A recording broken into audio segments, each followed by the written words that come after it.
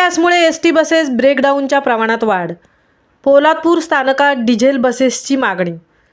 महाड आगाराअंतर्गत पोलादपूर स्थानकाला पुरवल्या जाणाऱ्या एसटी बसेस CNG गॅस निर्मित केल्यामुळे पोलादपूरची भौगोलिक रचना डोंगरदऱ्या खोऱ्यांची असल्याने बसेस ब्रेकडाऊन होण्याच्या प्रमाणात वाढ झाली असून वाहन चालक व नागरिक त्रस्त झाले आहेत.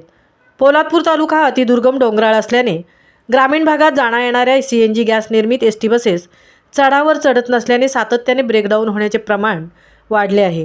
वेळप्रसंगी प्रवाशांना खाली उतरून चालकाला एसटी बसेस घाट रस्त्यावर चढवावी लागत आहे.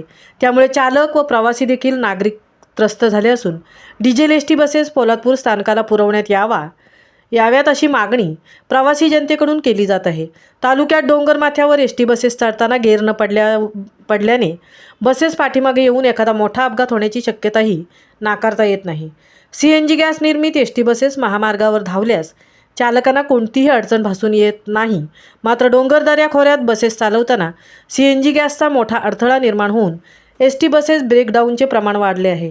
यासाठी महाड पोलादपूर तालुक्याला डिझेल बसेस उपलब्ध करून देण्यात यावा अशी मागणी जोर धरत आहे.